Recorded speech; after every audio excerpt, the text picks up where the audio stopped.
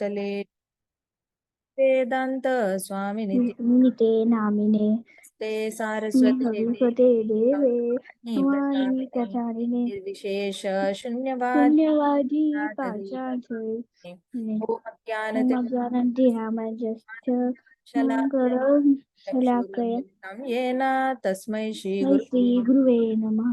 चैतन्यमनोभीष्टं इष्टं स्थापितं येन भूतले स्वयं रूप स्वयं कदा कदा मह्यं स्वपदान्तिकम् हे कृष्ण करुणा सिन्धु दीनबन्धो जगत्पते जगत्पते वेश गोपीशुका गोपुकान्त राकान्त नमस्ते तप्त काञ्चन गौराङ्गी राधे वृन्दावनेश्वरी वृषभानुसुते देवी प्रणमामि हरिप्रिये कल्पतरुभ्यश्च कृपा सिन्धुभ्य एव च पतितानां पावनेभ्यो वैष्णवेभ्यो नमो नमः। जय श्री कृष्ण चैतन्य प्रभो नित्यानंदा श्री अद्वैत गदाधर शिवासादि गौर भक्तवृंदा हरे कृष्णा कृष्णा कृष्णा हरे हरे हरे राम राम राम हरे हरे हरे कृष्णा। तो आज हम भगवत गीता हरे कृष्णा आज हम भगवत गीता का श्लोक करेंगे 2.25। सबके पास भगवत गीता है? 2.26 करेंगे, ठीक है? माता जी मेरे घर पे नहीं है। तो मैं स्क्रीन शेयर कर रही हूँ, उस पर पढ़ लेना। ऑलराइट, किसके पास नहीं है? सही, आपके पास नहीं है भगवत गीता? आप अपना हाँ मैंने टेम्पल में चेक किया, नहीं मिला मुझे। तो आप एड्रेस भेज देना, मैं आपको कुरियर कर दूंगी भगवत गीता। माता जी आप आपका नंबर सेंड करोगे क्या? है ना, ग्रुप में ही है, व्हाट्सएप में। अच्छा ठीक है, चेक करती हूँ। सो 2.26 गाओ। अथ चैनम नित्य जातम अथ चैनं नित्यजातं नित्यं वा मन्यसे मृतम् नित्यं वा मन्यसे मृतम् अथ चैनम नित्य जातम अथ चैनं नित्यजातं नित्यं वा मन्यसे मृतम् नित्यं वा मन्यसे मृतम् अथ चैनम नित्य जातम अथ चैनं नित्यजातं नित्यं वा मन्यसे मृतम् नित्यं वा मन्यसे मृतम् अथ चैनम नित्य जातम अथ चैनं नित्यजातं नित्यं वा मन्यसे मृतम् नित्यं वा मन्यसे मृतम् तथापि त्वं महाबाहो तथापि त्वं महाभावो नैनं शोचितुम् अर्हसि नैनं शोचितुमर्हसि तथापि त्वं महाबाहो तथापि त्वं महाभावो नैनं शोचितुम् अर्हसि नैनं शोचितुमर्हसि अथ चैनं नित्यजातम् अथ चैनं नित्यजातं नित्यं वा मन्यसे मृतम् नित्यं वा मन्यसे मृतम् तथापि त्वं महाबाहो तथापि त्वं महाभावो नैनं शोचितुमर्हसि नैनं शोचितुमर्हसि अथ चैनं नित्यजातम् अथ चैनं नित्यजातं नित्यं वा मन्यसे मृतम् नित्यं वा मन्यसे मृतम् तथापि त्वं महाबाहो तथापि त्वं महाभावो नैनं शोचितुमर्हसि। नैनं शोचितुमर्हसि। कृष्ण भगवान कहते हैं, सिनोनिम्स देखते हैं। अथ, however, अथ मतलब देयरफॉर भी होता है, ठीक है? सो तथा जैसे कहते हैं ना, तथा, तो वैसे तथापि मतलब देयरफॉर, अथ मतलब however। तो च ऑल्सो, एनम दिस सोल, This soul नित्य जातम नित्यजातं ऑलवेज बॉर्न, always born नित्यम नित्यं forever. forever. Va, Va, either. either. मन्यसे, Manyase, you think so. you think so. Pritam, Vritam, dead. dead. Tathapi, Tathapi, still. still. Tvam, you. Tvam, you. Mahabaho, Mahabhaho, O mighty armed one. O mighty armed one. Na, Na, never. never. Enam, Enam, about the soul. about the soul. Shochitam, Shochitam, to lament. to lament. Arhasi, Arhasi, deserve. deserve. Translation by Srila Prabhupada ki jai. Jai. जय. If, however, If, however, you think that you think that the You soul think that the the soul will always be born and die forever, will always will born and die forever, you still have no reason to lament. you you still have no reason to O lament. mighty armed. O mighty armed. See, Krishna is so flexible. Krishna ने इससे पहले soul की सारी properties हमें बता दी 2.25 श्लोक तक कि आत्मा कटती नहीं है, आत्मा जलती नहीं है, आत्मा मर नहीं सकती, आत्मा जन्म भी नहीं लेती, आत्मा हमेशा से इटर्नल है, हमेशा से ही रहती है, कृष्ण का अंश है, परमात्मा और आत्मा में क्या फर्क है, ये सारा इंफॉर्मेशन देने के बाद Krishna is still keeping that room for doubt, है ना। कृष्णा को पता है कि इतनी जल्दी तो अर्जुन जैसे लोग होते हैं या फिर भौतिक जगत के लोग होते हैं, इतनी जल्दी तो कोई बात मानते नहीं है। तो कृष्णा ने इस श्लोक में कहा गया है, कृष्णा कहते कि अगर तुम्हें ऐसे समझना भी है कि चलो आत्मा मरती है और आत्मा जन्म भी लेती है, अगर तुम्हें सोचना भी है, कहते मन्य से मृतम, मन्य से मतलब if you want to think on your own, इसको कहते हैं मेंटल कॉन्कॉक्शन। मन्य से मतलब मेंटल कॉन्कॉक्शन, अपनी मर्जी से तुमने अपना एक थॉट बना लेना कि नहीं नहीं नहीं आत्मा मरती भी है और आत्मा का जन्म भी होता है, ये कृष्णा आप जो बोल रहे हो उस पे मेरे को कोई भरोसा नहीं है, मेरे पिताजी चले गए, अर्जुन तो बोल सकते हैं ना कि मैं छोटा था तब मेरे पिताजी की मृत्यु होगी, तो जैसे ही पिताजी की मृत्यु होगी मैंने उसके बाद तो पिताजी को कहीं देखा नहीं, उनका पुनर्जन्म कहाँ हुआ है मुझे तो पता नहीं है, तो मेरे हिसाब से तो आत्मा मरती भी है, और मेरे पापा ने जन्म लिया था, तो पांडु ने जन्म लिया था, तो इसका मतलब आत्मा जन्म भी लेती है, और मेरे पिताजी मैं छोटा था तभी उनका देहांत हो गया, इसलिए आत्मा मरती भी है। ठीक है, तो Krishna is giving him space to argue, और कृष्णा कहते हैं अगर तुम्हें ऐसे भी सोचना है ना अर्जुन, सोच लो, कोई प्रॉब्लम नहीं है, तुम्हें ये सोचना है ना कि आत्मा मरती है और आत्मा वापस जन्म भी लेती है, तो सोच लो तुम ऐसे, लेकिन अगर ऐसा भी तुम आर्ग्यूमेंट पुट अप करना चाहते हो ना कि हमेशा हमेशा के लिए आत्मा डाइज फॉर एवर, कभी पुनर्जन्म लेकर आती नहीं है, या फिर ऐसे तरीके से, तो फिर भी कहते हैं फिर भी you still have no reason to lament, फिर भी नैनम शोची तुम अर्हसी, कृष्णा कह रहे तो तथापि तुम महाबाहो ओ माइटी आर्म्ड, मतलब तुम्हारे बाहु इतने स्ट्रांग है, बहुत सारे लोग तुम्हारी कंपटीशन में फेल हो रहे हैं, you are one of the toppers in the entire universe, तो ये mister universe, mister warrior universe का टाइटल तुम्हें मिल गया है, तथापि तुम महाबाहो, तुम्हें ऐसे सोचना है तो सोचो, फिर भी नैनम शोची तुम्हारा सी, कृष्णा कह रहे फिर भी दुखी होने का कोई ये कारण नहीं है, लड़ाई करना, किसी को मार डालना युद्ध में, उसमें दुख मनाने वाली कोई बात नहीं है। अगर तुम ऐसे भी सोचते हो कि ये सब लोग मरने वाले हैं और हमेशा के लिए मर जाएंगे, अब ये लोग वापस कभी नहीं मिलेंगे लाइफ में, अगर ये वाली फीलिंग भी तुम्हें आ रही है ना कि फॉर एवर मरने वाले ये लोग, never ever they will be visible to you again, तो भी ऐसे सोचना है तो सोच लो, फिर भी तुम्हें दुखी होने की कोई जरूरत नहीं है। It is still not a reason to lament, नैनम शोचितुम अर्हसी। सो कृष्णा नैनम शोचितुम अर्हसी का पीछे कृष्णा क्या कह रहे, इसका मतलब लैमेंट नहीं करना है, कोई आपकी जिंदगी से हमेशा के लिए भी चला जाए ना तो भी नैनम शोचितुम अर्हसी, कृष्णा की ये इंस्ट्रक्शन हमेशा याद रखना, you still have no reason to lament. किसी किसी को लगता है ना, कुछ लोग उनकी जिंदगी से चले जाते हैं तो उनको लगता है जिंदगी खत्म हो गई, अब तो वो जिंदा नहीं रह सकते। कुछ लोग सांस ही नहीं ले पाते।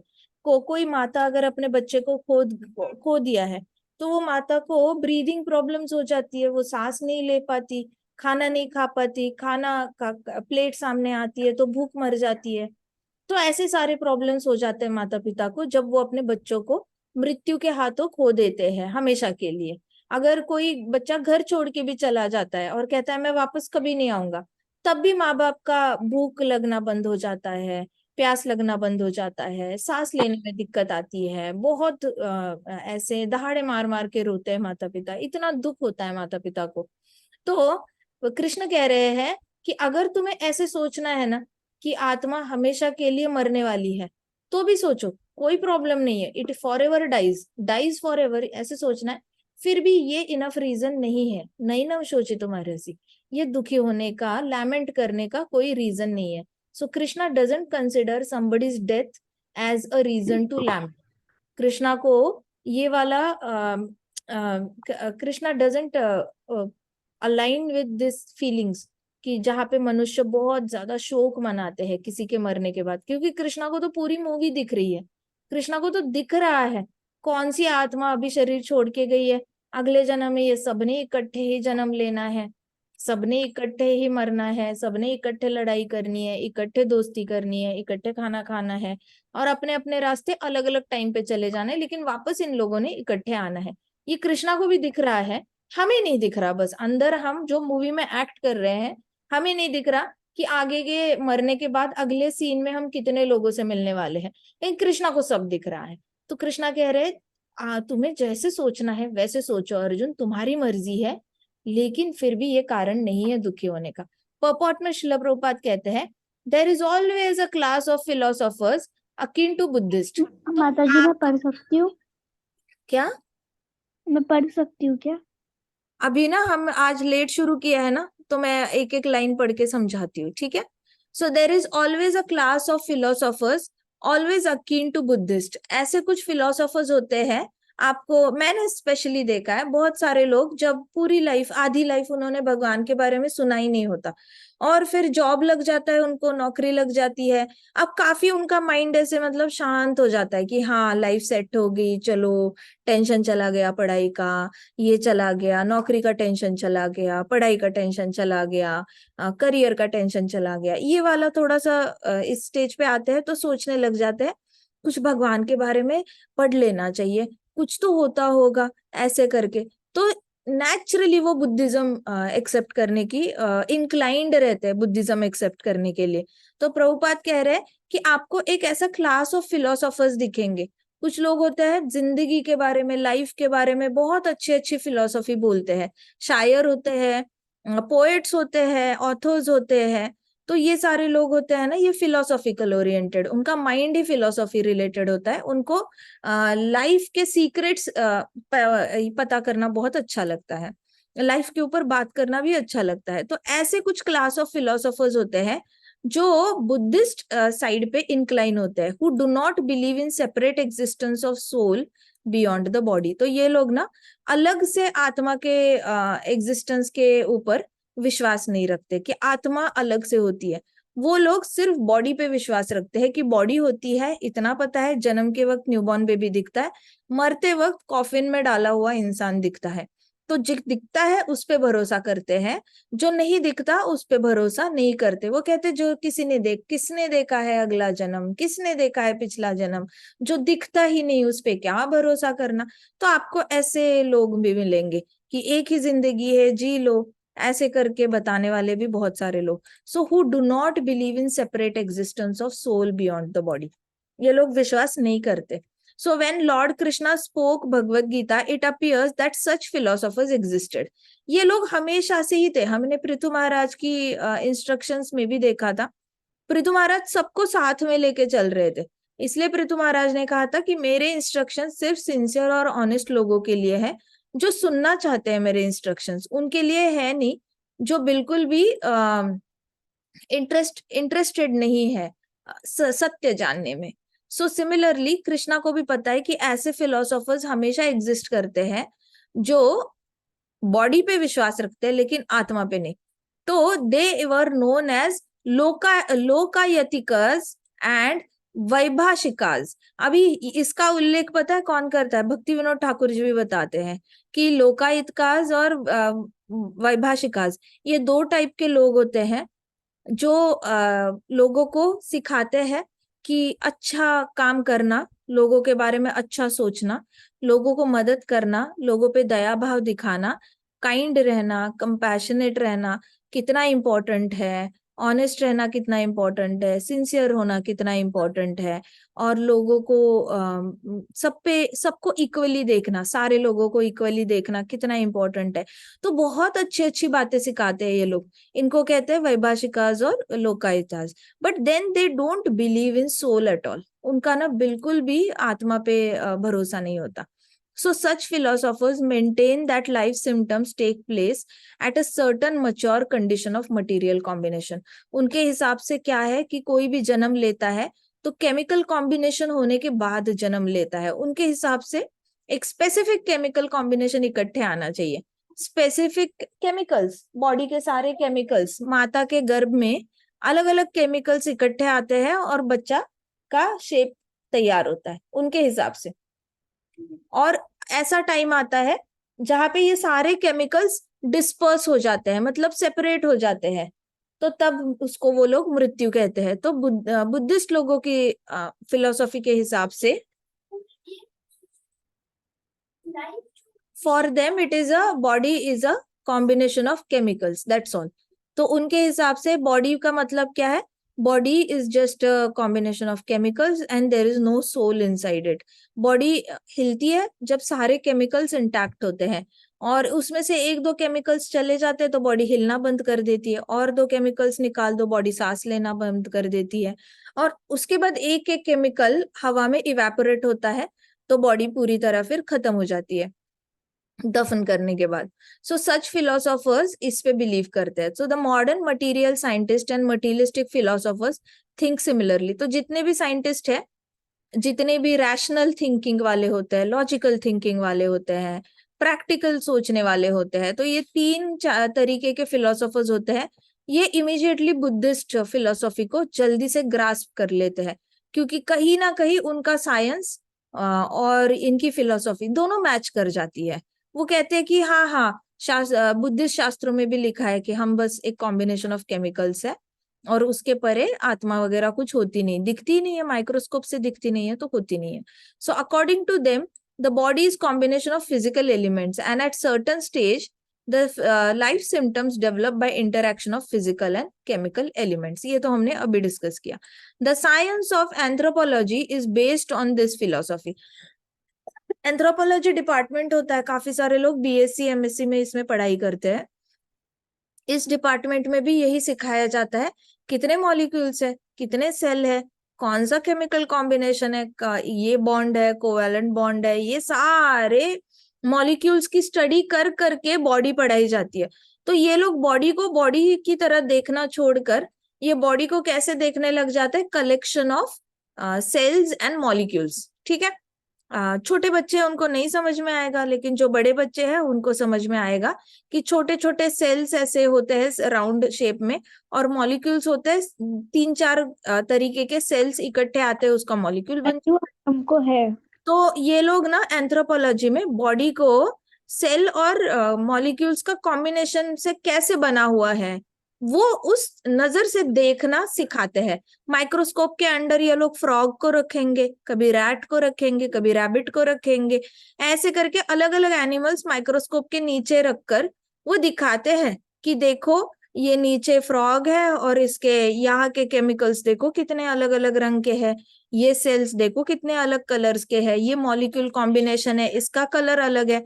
कभी फिश रख देंगे, अलग अलग एनिमल्स माइक्रोस्कोप के लेंस के नीचे डाल के उनको दिखाते हैं कि देखो बॉडी एक्चुअल में ऐसी है। ऊपर से दिखते वक्त स्किन का कवरिंग है, लेकिन स्किन भी सारे सेल और मॉलिक्यूल इकट्ठे आए हैं, इसलिए brown colour, white colour, yellow colour, red colour, pink colour, ऐसे कलर की स्किन दिखती है।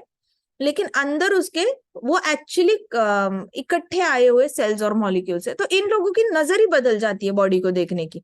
तो ये जो एंथ्रोपोलॉजी के स्टूडेंट्स होते हैं, बुद्धिज्म के स्टूडेंट्स होते हैं, लोकायतिक्याज होते हैं, वैभाषिकाज होते हैं, मटेरियल साइंटिस्ट्स होते हैं, ये बॉडी को बॉडी की तरह ना देखकर combination of cell and molecules इस तरीके से देखते हैं। ठीक है, तो ऐसे ये लोग जल्दी से ऐसी फिलोसॉफी एक्सेप्ट कर लेते हैं नॉन आत्मा वाली, जिसमें आत्मा ही मेंशन्ड नहीं है।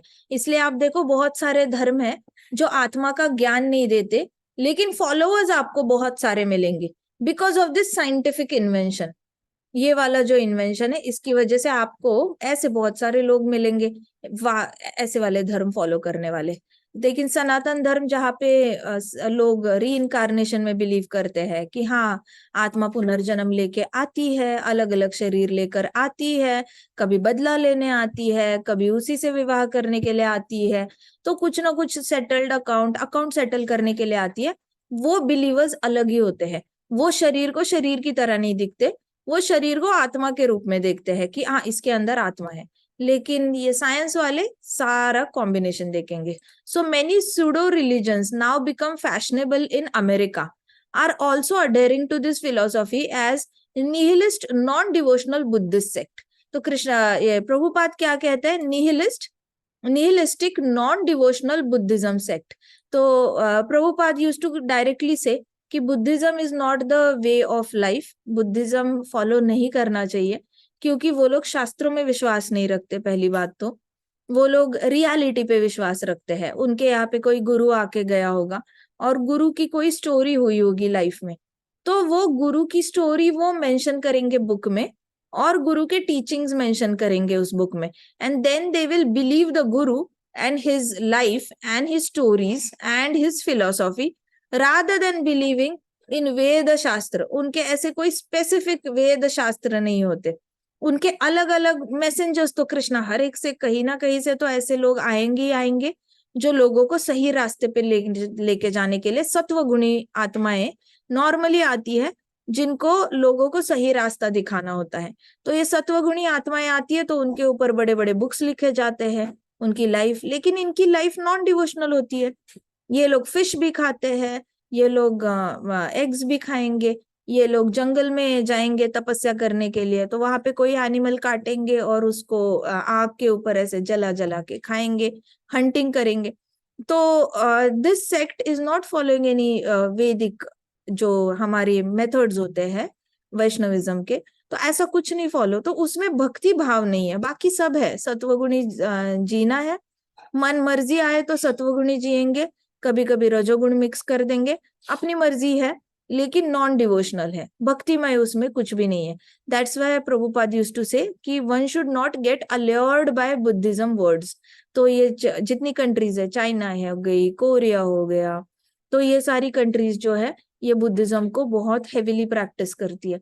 तो इनके स्पिरिचुअल प्रैक्टिसेस से बहुत ज्यादा इम्प्रेस नहीं होना चाहिए, क्योंकि इनके पास ब्लैक मैजिक भी होता है, इनके पास अलग अलग तरीके के मैजिक्स होते हैं, हवा में उड़ने वाले, और मार्शल आर्ट्स में ये लोग बहुत आगे होते हैं, माइंड साइंस में आगे होते हैं, माइंड से यहाँ से वहां मैसेज कैसे पहुंचाना है, ये सब कुछ आता है, लेकिन उसमें कृष्णा कहीं पे भी नहीं है। So it is all about magic magic, सिद्धि सिद्धि सिद्धि सिद्धि प्राप्त करो, सिद्धि प्राप्त करो, बॉडीज केमिकल्स, सिद्धि प्राप्त करो, इस पे वो लोग बिलीव करते हैं। So even if Arjuna did not believe in existence of soul, just like Vaibhashika philosophy, there would still have been no cause for lamentation। Prabhupada कह रहे हैं अगर अर्जुन बिलीव नहीं करते, विश्वास नहीं करते आत्मा के एग्जिस्टेंस पे, जैसे ये लोग नहीं करते, वैभाषिकाज नहीं करते, तो वैसे ही अर्जुन अगर वैभाषिका जैसे बनना चाहता है, क्योंकि वो बहुत पढ़ा लिखा है, अर्जुन टॉपर है यूनिवर्स में, बहुत ज्यादा साइंटिफिकली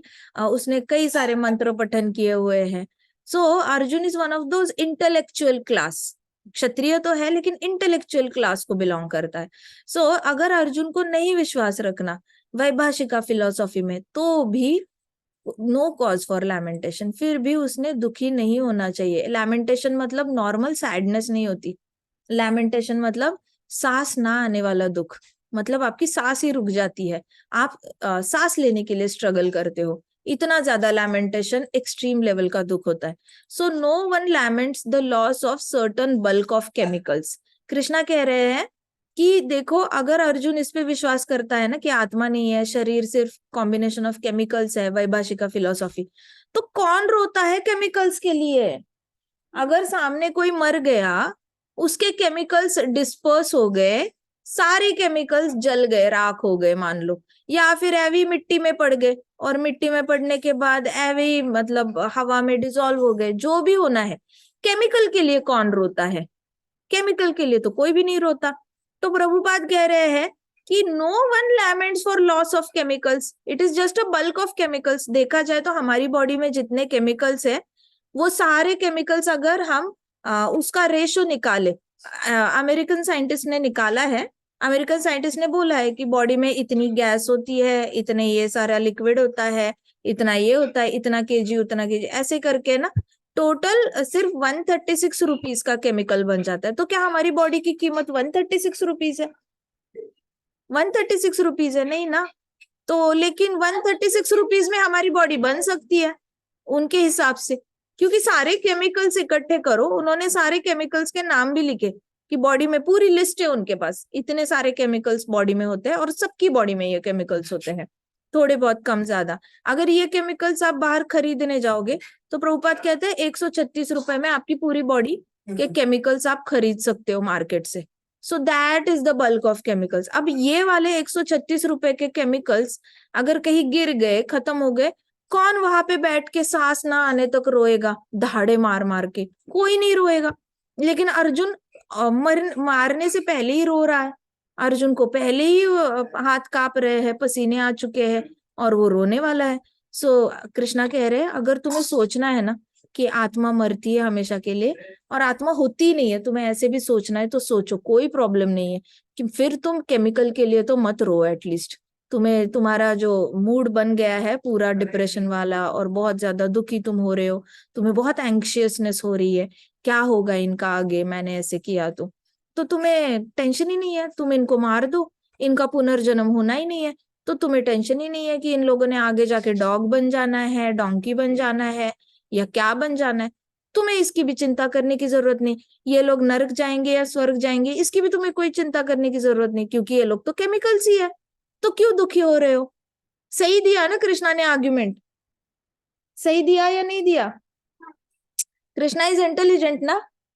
हाँ, कौन एक्सप्लेन करता है ऐसे? But Krishna is explaining very nicely.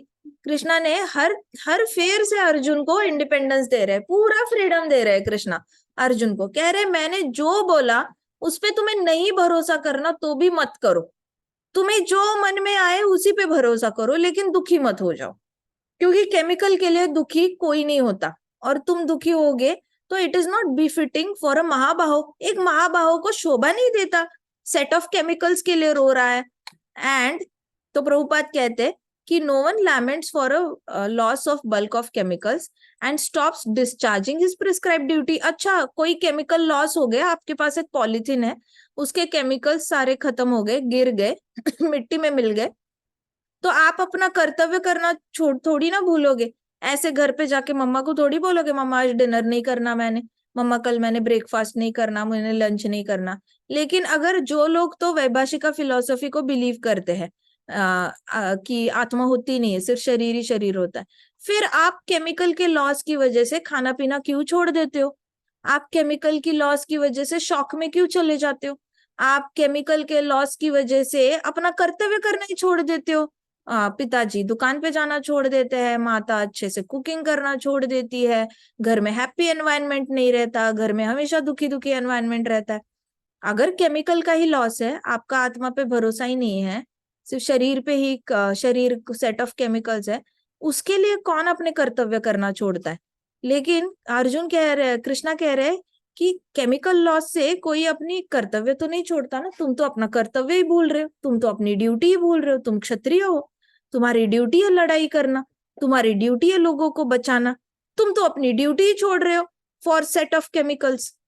तो कहते on the other hand modern science and scientific warfare so many tons of chemicals are wasted for achieving victory of enemy. और दूसरी साइड पे देखो ना, तो एनिमी को मारने के लिए ढेर सारे केमिकल्स वेस्ट होते हैं। मतलब बॉडी के केमिकल्स 136 रुपए के है ना, बॉडी का केमिकल कितने रुपए का, 136 rupees, 136 rupees body chemicals, okay. लेकिन इस 136 रुपए की बॉडी को डिस्ट्रॉय करने के लिए, एनिमी को डिस्ट्रॉय करने के लिए करोड़ों करोड़ों के केमिकल्स इंपोर्ट करके उससे बम बनाए जाते हैं, गोला बारूद, बुलेट्स, कितना कुछ बनाते हैं ये लोग 136 रुपीज की एक बॉडी डिस्ट्रॉय करने के लिए। तो आपका दुश्मन होगा, कोई ऑपोजिट कंट्री का हो गया, उस दुश्मन को, एक दुश्मन को मारने के लिए आपकी जो एक बुलेट होती है वो पता नहीं कितने लाखों में बनती होगी, राइट। तो ये सारे केमिकल्स आप इतने ज्यादा इंपोर्ट करते हो, उसका गोला बारूद बनाते हो सिर्फ केमिकल्स की एक बॉडी खत्म करने के लिए। तो ये कॉन्ट्राडिक्टरी नहीं है, body already set of chemicals है। 136 रुपीज की बॉडी डिस्ट्रॉय करने के लिए 136 रुपीज का ही कोई बुलेट यूज करना चाहिए। अगर आपके हिसाब से वो केमिकल है तो केमिकल ही केमिकल को मारेगा ना, तो करो ना, उतनी ही पैसे का केमिकल यूज करो। एक आदमी के पीछे बजट 136 रुपीज का ही रखो उसको मारने का, फिर आप लाखों करोड़ों कैसे भला खर्च कर रहे हो। इसका मतलब there is something other than bodily chemicals, जिसको मारने के लिए ढेर सारे पैसे लगते हैं, बहुत ज्यादा आपको मेहनत करनी पड़ती है, इन्वेंशंस करने पड़ते हैं, क्योंकि सामने वाली बॉडी भी तो रिस्पॉन्ड करेगी, डिफेंड करेगी, सामने वाली बॉडी भी तो आपके ऊपर केमिकल फेंकेगी। सो होली में ऐसे होता है, होली में आपने येलो रंग डाला, सामने वाला रेड रंग डालेगा, दोनों रंग जाओगे। अब येलो और रेड कलर सेम कॉस्ट का आता है, लेकिन यहाँ पे ऐसा है नहीं, यहाँ पे आपकी बॉडी जितनी की कीमत है उससे भी करोड़ों करोड़ों गुना ज्यादा खर्चा मारने के लिए किया जाता है। So according to Vaibhashika philosophy, the so called soul और atma vanishes along with the deterioration of body. तो लोकायतिकाज होते हैं, मैं बताती हूँ आपको, ये लोकायतिकाज होते हैं। बुद्धिज्म में दो तरीके के लोग होते हैं। लोकायतिकाज होते हैं जो बॉडी को सिर्फ केमिकल समझते हैं और अंदर आत्मा का एग्जिस्टेंस ही नहीं है। जो बुद्ध आए थे उन्होंने शुरुआत में लोगों को लोकायतिकाज बनाया था, जहाँ पे उन्होंने कहा कि शास्त्र नहीं होते, आत्मा नहीं होती, आप सिर्फ बॉडी हो। रैट खाना छोड़ दो, मरे हुए चूहे खाना छोड़ दो, मरे हुए मुर्गी खाना छोड़ दो, मरी हुई एनिमल्स बिना कुक किए खा रहे हो, इतना गंदा बिहेव करना छोड़ दो। तो उन्होंने पहले लोकायतिकाज बनाए। अब जैसे जैसे 200 300 400 साल चले गए, इनका इंटेलिजेंस लेवल थोड़ा सा मच्योर हो गया, इनकी जनरेशन्स मच्योर होने लग गई माइंड से, फिर उन्होंने वैभाषिकाज बनाया। वैभाषिकाज कौन होते हैं? जो बॉडी को फिर भी ऐसे समझते हैं कि हाँ बॉडी तो डिस्ट्रॉय होती है, लेकिन उनके हिसाब से सोल भी डिस्ट्रॉय होता है। उनके हिसाब से तो सोल के भी चितड़े चितड़े होते हैं, तो अलग अलग टुकड़े होते हैं।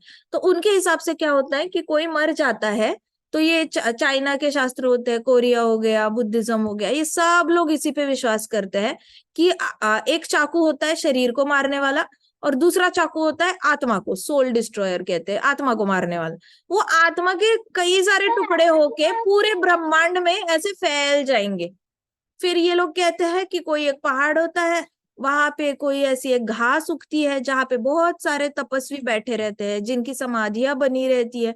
तो जहाँ पे तपस्वियों की समाधियां बनी रहती है पहाड़ों में, तो वहां पे उनकी स्पिरिचुअल एनर्जी बहुत होती है, तो उसके आसपास कोई घास उगती है जिसको कहते हैं कि सोल गैदरिंग घास, मतलब आत्मा को कलेक्ट करने वाली घास। तो एक आदमी मरा है, अब उसके आत्मा के टुकड़े टुकड़े हो चुके हैं, कई सारे ब्रह्मांड में अलग अलग जगह पर जाके गिरे हुए हैं ये टुकड़े।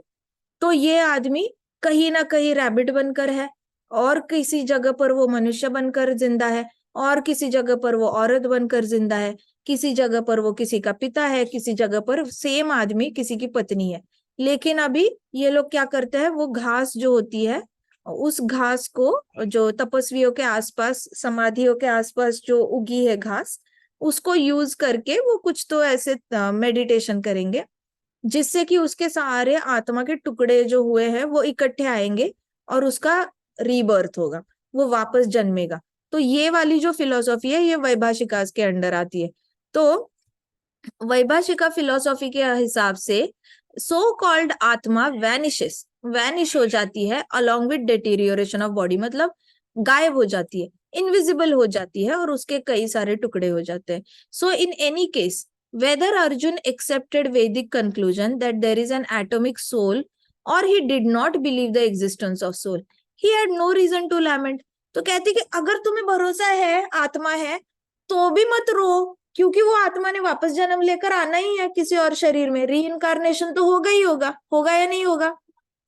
तो अगर तुम्हारा आत्मा पे भरोसा है तो उस आत्मा ने वापस जन्म लेना है, तो मत रो, उसको तो ब्रांड न्यू बॉडी मिल गई। अगर तुम्हारा भरोसा है कि आत्मा होती नहीं है, शरीर सिर्फ सेट ऑफ केमिकल्स है, तो भी मत रो, क्योंकि वैसे भी वो सेट ऑफ केमिकल्स वैसे भी डिस्पोज हो जाने थे। केमिकल जाने की वजह से कौन रोता है भला, कौन अपना कर्तव्य। तो दोनों तरफ से तुम्हें जो बिलीव करना है, तुम्हें वैभाषिका में बिलीव करना है तो करो, तुम्हें वैदिक शास्त्रों में बिलीव करना है तो करो। दोनों तरफ से कोई भी नहीं कह रहा तुम्हें कि अपने कर्तव्य करना छोड़ो और रोते रहो रोते रहो रोते रहो। तो कृष्णा को ना ऐसे लोग बिल्कुल पसंद नहीं आते। कृष्णा कहते बड़े तमोगुणी होते हैं। कृष्णा को बड़ा गुस्सा आता है ऐसे लोगों का जो सिर्फ रोते रहते हैं और अपना कर्तव्य करना छोड़ देते हैं। कई सारे लोग आपको मिलेंगे इतना रोने में टाइम वेस्ट करते हैं और अपनी ड्यूटी नहीं करते। कृष्णा कह रहे दोनों तरफ से तुम्हें दुखी होने का कारण नहीं है और ड्यूटी को मिस करने का कोई रीजन ही नहीं है तुम्हारे पास। According to this theory there is so many living entities generating out of matter every moment. तो इनकी जो लोकायतिकास की थियोरी है, इसके हिसाब से बहुत सारे लोग जन्म रहे हैं केमिकल इकट्ठे आकर, हर मोमेंट पे बहुत सारे केमिकल्स इकट्ठे आ रहे हैं। so many of them are being vanquished every moment। इनके हिसाब से बहुत सारे chemicals at the same time destroy हो रहे हैं और अंदर की आत्मा वैनिश हो रही है वैभाषिकास के हिसाब से। So there is no need to grieve for such incidents. तो ये बुद्धिस्ट लोग भी कहते हैं कि ऐसे लोगों के लिए रोना नहीं चाहिए, क्योंकि शरीर तो केमिकल है, केमिकल के लिए नहीं रोना चाहिए। तो बुद्धिज्म में भी ये सिखाया जाता है कि कोई अगर मरता है तो उसके लिए क्यों नहीं रोना चाहिए, क्योंकि उसका शरीर मिट्टी से बना था, वो मिट्टी में चला गया, उसके लिए कौन रोता है, मिट्टी के लिए कौन रोता है, ऐसे बताते हैं। और कुछ कुछ मॉनेस्ट्रीज है वहां पे बताते हैं कि अच्छा इसकी आत्मा तो वैनिश हो गई, वो कई सारी जगह पर जाकर बिखर चुकी है, अब उसको इकट्ठा करने के लिए तुम्हें खुद तपस्या करनी पड़ेगी हजारों हजारों साल तक। तुम्हें इतना प्यार है उससे तो तुम उसको लिए तपस्या करो हजारों हजारों साल तक। अगर तुमसे नहीं होती तपस्या तो छोड़ दो यहीं पे, दुखी होकर अपना कर्तव्य करना बंद मत करो।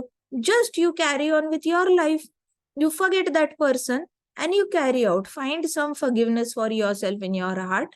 अपने लिए थोड़ी सी फॉरगिवनेस ढूंढो। उसके लिए अगर कुछ गुस्सा है कि वो तुम्हें जल्दी क्यों छोड़ के गया, तो इसलिए उसको भी थोड़ा सा फॉरगिव करो और आगे बढ़ो।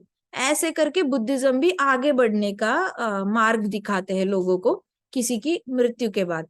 तो दोनों तरफ से सबको बता रहा जा रहा है कि आगे बढ़ो, अपने कर्तव्य करना शुरू करो, रोते रोते वहीं पे अटको मत। सेम कृष्णा भी बता रहे हैं कि दोनों तरीके से तुम्हें कर्तव्य छोड़ने का ये कोई एक्सक्यूज अच्छा बात नहीं है। काफी सारे लोग एक्सक्यूज देते हैं कि जब से हमारे घर में इसकी डेथ हो गई है, तब से हमारे घर में दिया नहीं जला, तब से हमारे घर में दिवाली नहीं मनाई हमने, तब से हमारे घर में किसी का भला नहीं हुआ, ऐसे हुआ वैसे हुआ, ऐसे करके बड़े सारे एक्सक्यूजेस देते हैं। इनको काम ही नहीं करना होता, इनको कर्तव्य ही नहीं करना होता। जो कर्तव्य करेगा उसको कामयाबी आएगी, उसका आनंद भी आएगा, उसकी जिंदगी में खुशियां भी आएंगी। लेकिन जिसको कर्तव्य करना ही नहीं है, वो गए हुए इंसान को ब्लेम करके रोता रहेगा। So they just find an excuse to not do their duties. तो कृष्णा कह रहे फिर भी तुम्हारे पास कोई कारण नहीं है, तुम दोनों तरीके से सोचना है सोचो, फिर भी ड्यूटी गिव अप करने के लिए ये कोई इनफ जस्टिफिकेशन नहीं है अर्जुना। ओ महाबाहो, मतलब एकदम कृष्णा अर्जुन को महाबाहो करके ये भी कर रहे हैं, अप्रिशिएट भी कर रहे हैं और पुट डाउन भी कर रहे हैं कि तुम्हारे जैसा महाबाहो अगर आत्मा पे बिलीव नहीं करता, केमिकल पे बिलीव करता है, तो महाबाहो कौन केमिकल के लिए रोता है। तुम्हारे जैसा महाबाहो अगर आत्मा पे बिलीव करता है तो ये सब लोग वापस जन्म लेके आएंगे, मिलेंगे तुम्हें, चिंता मत करो। तो ऐसे जो वापस आने वाले लोग हैं उनके लिए कौन रोता है। घर से गेस्ट चला जाता है, वो गेस्ट घर से गया है, वापस आएगा, अगली दिवाली की छुट्टियों में आएगा, अगले दशहरे की छुट्टी में आएगा, तो हर छुट्टी में वो गेस्ट कभी ना कभी तो आएगा। कौन इतना अपना काम करना छोड़ देता है कि कोई घर छोड़ के गया वापस आएगा ही नहीं सोचकर। तो थोड़ा सा दिमाग लगाओ, इतना ही कह रहे हैं कृष्णा अर्जुन को कि तुम महाबाहो हो, तुमने अपने दिमाग से अपनी भुजाएं तो बहुत स्ट्रांग कर ली है, अपने आर्म्स तो बड़े स्ट्रांग कर लिए, now use your brains also. So if there were no rebirth for the soul, Arjuna had no reason to be afraid of being affected by sinful reactions. कहते कि अगर तुम्हें केमिकल वाला फिलोसॉफी से जाना है, वैभाषिका फिलोसॉफी से भी जाना है, और सॉरी लोकायतिकास के फिलोसॉफी से जाना है कि रीबर्थ ही नहीं होता, आत्मा वापस जन्म लेके आती ही नहीं है, नई बॉडी लेती ही नहीं है, आत्मा हमेशा के लिए गुम हो जाती है.